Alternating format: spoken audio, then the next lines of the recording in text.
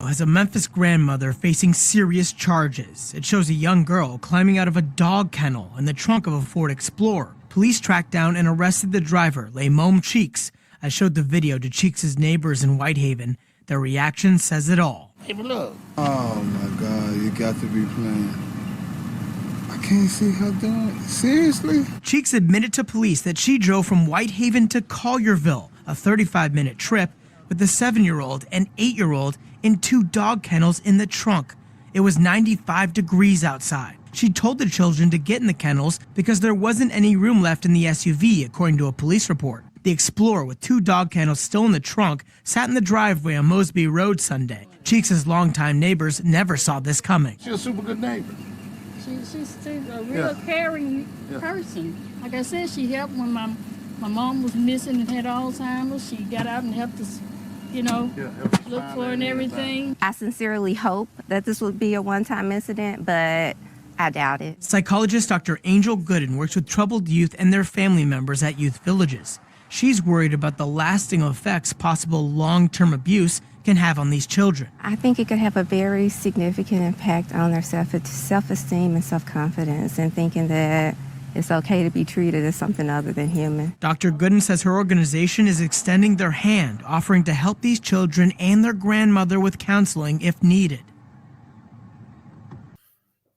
Peace and blessings, all praises to the Most High. Can you believe that? Can you believe that? Now, I did this story a few months ago, and it was just like a TikTok would show I don't know who this lady is. They say it's a grandmother of this lady transporting these kids in dog kennels. And I didn't know where it was or what was the results of it. But somebody sent me this article in the comments, and I appreciate you for sending that, which gave a little context, but not much. Because as you heard the black psychologist state, well, I just hope that this was a one-time thing, and, I'm willing to offer help and counseling to help the kids and the grandmother to get through this. There is no help or counseling for somebody who thinks it's okay to put 2 minor black children, I think they said 7 and 8, in dog kennels in 95-degree weather on a 35-minute drive because there was no more room in the truck. Take the dog kennels out and put whatever is in the second seat in the back with the dog kennels out. That is an excuse. That is what she normally does to those children. That's how she normally treats those children. Limon Cheeks, as you see, she looked like a white or Asian woman, or maybe even Hispanic. But what's most disturbing to me is they left these kids in her care. It's obvious because they said, well, they're going to give her counseling. Man, if this would have been black mothers can't even leave their kids in the car to go get a pack of diapers without somebody calling CPSS and, getting their children taken from them. And all the black neighbors are acting so surprised. I can't believe she does that.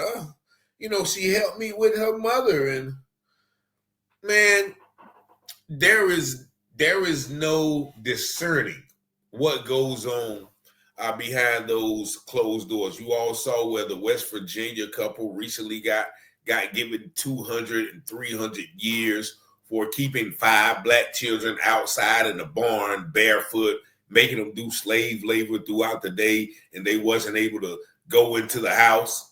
If y'all ain't, I forgot their names, but this is a common phenomenon. But they're going to allow these children to stay in this lady's care, which shows you how much the DCSS, the child CPS, whatever you call it, think of the welfare of black children. I remember I was on the plane coming back from, I think it was Missouri last year. and I saw this white man, and he was holding an infant baby, right? And I'm like, okay, this is, and he's feeding, he's stuffing the bottle in the mouth, like he's handling the baby all rough. So I had to, I struck up a conversation. Hey man, how you doing? Somehow the conversation went to say, yeah, I just adopted this baby. I just flew in to pick him up. And I'm like, wow. Now, I guess some people would credit them for adopting babies without proper care, and which is noble. But I'm like, bro, you don't even know how to handle a baby. I'm looking at you. Like you're handling this baby like it's a toy. Like, like the baby, he's already getting frustrated with the baby. And might I add, it looked like he was a part of the alphabet boys community. He was switch hitting, as they say, with all due respect. But then you got to think of the psychological effect of growing up like that. Like, what is going on here? But once again, everybody has the right to live and do as they please, but we have to accept those certain consequences. But it was amazing to me that this lady is still able to have those children in her care. Now, once again, I don't know the exact backstory. Was she just babysitting them for the day, or are they in her care continuously? But one strike with that type of behavior, and you should be out. No 3 strikes. The black lady, we are just so sympathetic and forgiving and believing, when it comes to this behavior. Well, I just hope that, this was one time, and I really don't wonder how it's going to affect the self-esteem and all those. I just wish I can give counseling and hope to the ground. There is no fixing that. If that's what you thought that was the right thing to do, that's what you think is the right thing to do. Like, no amount of legislation or counseling is going to change that, because it's all going to come out sooner or later, whether it's her dragging them around town in kennels, or making them wash baseboards, or, talking to them like, they're less than human. All of that goes hand in hand. That is just probably the tip of the iceberg.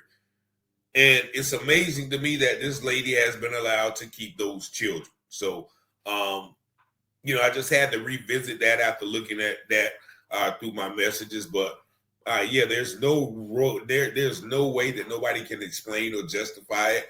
All of the resident, white supremacists who just defend this type of behavior, feel free to defend that in the comments, or, black sympathizers with this type of behavior. And, we just have to, give this type of behavior the benefit of the doubt. Y'all explain how y'all can do that in the comments. Y'all see the number 919-587-7782.